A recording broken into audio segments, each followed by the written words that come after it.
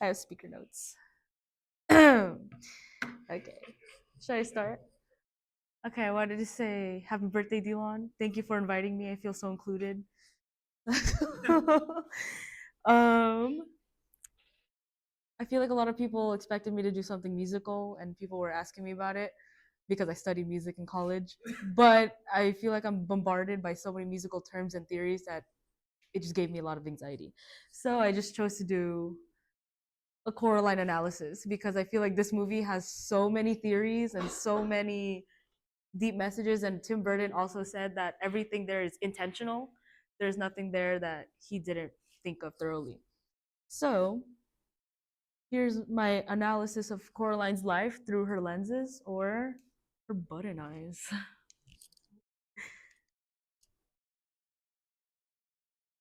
Okay, here's a brief summary in case you guys did not watch the movie. So there's a girl named Coraline, and she discovers a hidden door in her new house, which leads to an alternate universe. In this universe, her parents show the love and attention she so desperately craves in her real life. Blinded by love bombing, she comes to realize this parallel universe is not at all what it seemed to be. She must overcome challenges within this alternate universe, or else she will be enraptured in the new world forever. Uh, Very quickly, these are Coraline's parents. This is her father, named Charlie Jones. He's a warm hearted man who loves his child, but is often too busy to pay any attention to his daughter. Sorry. And this is Coraline's mother, Mel Jones, who's preoccupied with her work and who often bickers with her daughter, but still wants the best for her. Like, there are multiple scenes in the real world movie, and their first appearances, it's them shrugging Coraline off and all that. But I wanted to just give you a brief summary about them very quickly. So I made a thesis. I haven't really seen this around, but so kind of wanted to analyze it on my own. My thesis is, although Coraline is portrayed as an innocent and intriguing children's film full of riveting fantasy, the movie reveals a much darker theme. Coraline's perception of living with her mother, Mel, and her untreated slash undiagnosed bipolar disorder. So, what is bipolar disorder?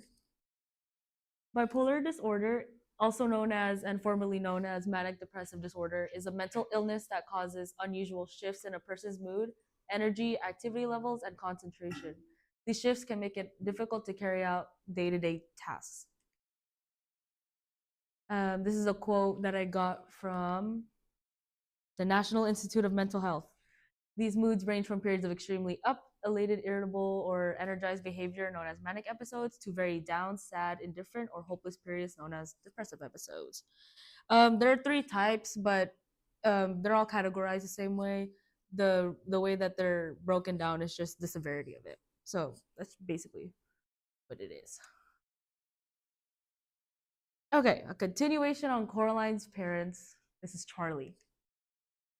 So his occupation is a research writer. He's often seen wearing dull clothing and has a dull office space, and he's submissive to his wife Mel. And fun fact, he makes questionable meals for his family, which there's a reason why I added that detail. So my analysis on that is, although he is seen as the happier and joyful parent, his clothes and surroundings, such as his office, are portrayed as dull and boring. He doesn't like his way of living. The meals, although bad, could be a metaphor for him trying his best to do what's best for his family, but it does not. But it's never good enough. Next, Mel Jones, her mother. She's portrayed as the dominant figure in the household, does not have the best relationship with her daughter, and is kept to herself and often preoccupied with her job and other duties. Because I hypothesize that she is untreated or undiagnosed, the effects of bipolar disorder takes over the lives of not just her, but the lives of her family.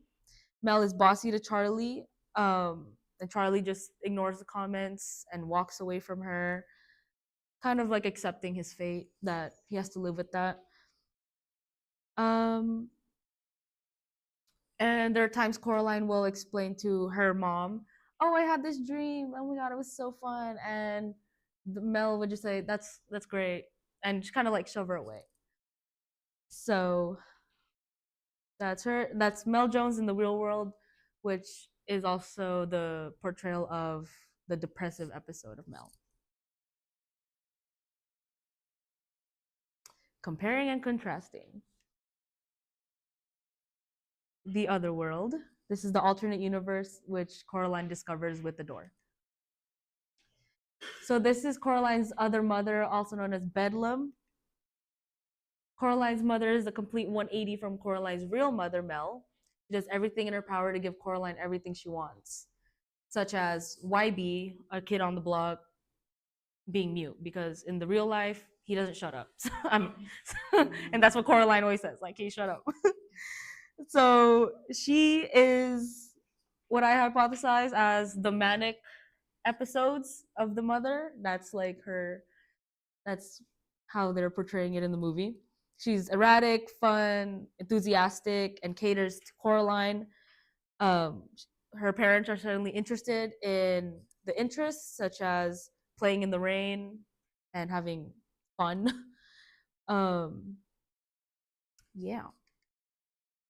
And this Coraline's other father. The other father doesn't have a name. He's just other father for some reason. He includes Coraline in his new interests such as singing and gardening and the garden. So in the beginning of the movie, Coraline asked about the tools of the garden, and he just says, "But isn't it pouring?" But in the alternate world, they play with the rain. He gardens for her, and it's really cute. This is the outside world, the real world. The movie shows how the outside world looks in Coraline's eyes, dull, boring, and a life without color. The outside world is a metaphor for how the world looks when Coraline's mother is having a depressive episode, as I mentioned before. Coraline is also seen as being more upset, irritable, and unhappy in the real world. So yeah, her parents are not the only symbol of bipolar disorder. The surrounding of Coraline is represented that way, and the outside world is always gloomy or it's always raining. The other outside world. This is colorful, plenty of wildlife such as bugs and plants. It's bright and it's a wee bit chaotic. So I mentioned the food earlier. In this world, her dad and mom cook really amazing food. They even have like a gravy train, and she's happy to be eating the food served to her.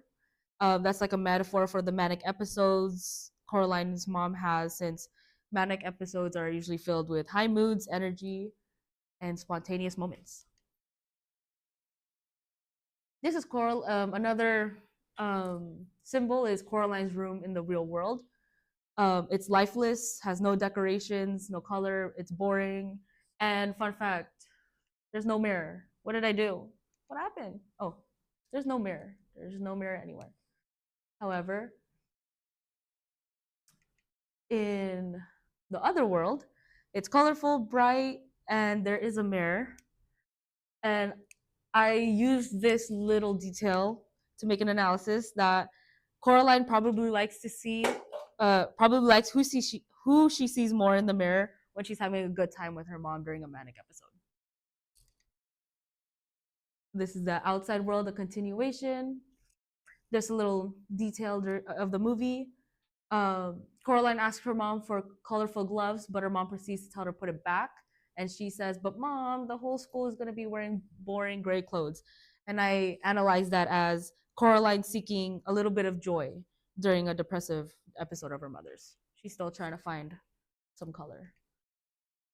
This is YB, a little odd. It's a little odd friend of hers. YB is seen as like a nuisance to Coraline, and she quotes, "You're just like my parents, you don't listen." So this is the real world. So she feels hopeless and she doesn't feel heard by anybody, not even by someone her own age. Yeah, she often feels misunderstood. And I also believe that her mother's depressive episodes are now projecting onto her, which she now projects to others. Another compare and contrast that we can use is Pink and Forcible from the other world. They're like her neighbors, and in the other world, they are successful acrobats and performers. And there's a scene where they include Coraline in their show, in their act, and they throw her up in the air, and Coraline's like having fun and laughing. So I took that as throwing Coraline up in the air and her having fun can be a metaphor for how the high highs feel for those and those concerning bipolar disorder. But in the real world, oops, I forgot that. But in the real world, Spink and Forcible are your typical grumpy neighbors who bicker with one another. Moving on, guilt and depression. During the movie, you could see her mom trying her best. She's still trying to show her love to Coraline. Um, there you go. Hello. Yeah, I just said that. Okay, so she'll say stuff like, I promise I'll make it up to you to Coraline, and Coraline responds with, that's what you always say. So, guilt is a common occurrence with those suffering from bipolar disorder. Being let down is a common occurrence in Coraline's life. Okay. The cat. The cat just shows up a lot. I don't know. And in the other world, the cat speaks to Coraline, and the cat. Oh, Coraline tells the cat the world, which is the other world, is amazing, and the cat hits her with the hard truth and tell her she's wrong. I took the cat as a symbol of Coraline's subconscious. Um, I argue that because how she wants the other world to be, that's how she wants it to be all the time. She wants that to be her permanent home. But those living in a world with someone with bipolar disorder, you're always waiting for the other shoe to drop, which is the depressive episode. A depressive episode. In the other world, she's happy to be eating the food served to her. Everything is catered the way she would like. Oh, I already said that. Just kidding.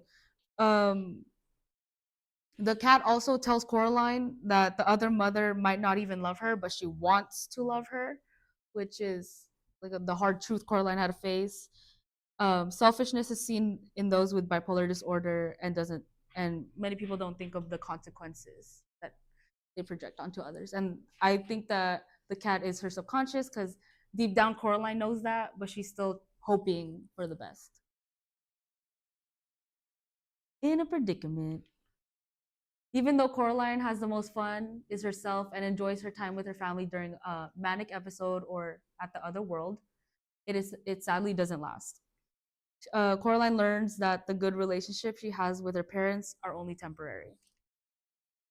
In a predicament, continuation. When faced with the choice to insert buttons for eyes, that is Bedlam's way of luring Coraline into her power. It is a radical choice for Coraline. She obviously doesn't want to do it. After this event, Coraline tries to go back to the real world, but is stuck in the other world. So she's kind of stuck with her crazy mom.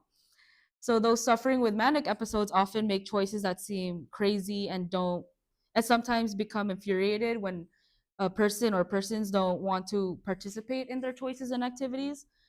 So I took that as the mom having doing some spontaneous stuff and dragging Coraline along with it, even though Coraline does not want to do that, which is prevalent with those suffering with bipolar disorder. Learning to cope. The ending scene is shown in the real world, but with more color, flowers, and family time. After YB saved Coraline, the cat appears again. So the end of the movie shows Coraline's parents spending time with Coraline and even started to garden with her now. When Coraline escapes the other world, her parents are relieved that she's back. The cat, the symbol of Coraline's subconscious, is there to let her know that everything will be okay. And I hypothesize that her mother is finally medicated. That's why that's why they're having fun now, all of a sudden. So here's YB's sick ass like scene where he saves Coraline from like I don't know like the spider thing. Cool ass YB. So my conclusion: this movie is an accurate portrayal of what a child's life may look like living with a mentally ill parent and neglectful parents. Coraline tries to make the best out of the shitty card she's been dealt. Although a kids movie, the dark theme is important as it shows the cause and effects of mental illness. The end. What do I do now? Oh yeah. When was the last time you watched this movie? Huh? When was the last time you watched this movie? This morning. Okay, before that. Last year? 2 years ago? So like, cause you know how you went to like college and did psychology shit too. Yeah, that's also why. Yeah. Did you like notice a lot of these things like or like on that watch? Well, I've been into the Coraline theories since I was like a kid. Yeah, since I was like in middle school. Because people have just so many theories, but I haven't heard this theory yet. People think Coraline's schizophrenic and stuff like that. But like, so I wanted to do something that I can analyze on my own. So I chose that. I was like, oh, there's so much. But yeah, I've been into it. Yes. You said that her mother in the other world, Bedlam, Hmm. is like a symbol for her mom's manic episode. Yeah. But if that's the case, why is she always giving her Coraline? A lot of people during like people with bipolar disorder, a common occurrence is that they are willing to spend whatever money. It's like they live for with nothing to lose. So Why is she giving Coraline what she I feel like she still wants to spend time with her daughter and give her what she wants. But during depressive episodes, that's when a lot of isolation happens, like pushes her away, pushes her husband away. But during manic episodes, usually people just want to be around their friends. They want to do something crazy. So that's how I see it. what is the definition for manic episode? I have it here Or somewhere. even a definition for manic? But like I'm getting Oh, like the high high. So it's a lot of energy, erratic. It's like it's like excitement, but like times 100 to the point where you're not thinking of consequences. So everything is just good, good, good, good, good for a long time. Yeah, a lot of spontaneous stuff. Oui, I have not, sadly. I know I want to read the book. I just never got. I don't like reading, so. I don't have a question. I think why they That's what He looks so much like you. I looked at him. He looked at back. He looked over like. Did everyone look at you, Andrew? I saw like 3 people. Let's go back to B. I was like, wait, where's he at? Have you been called that before, Andrew? Yeah, by Melissa.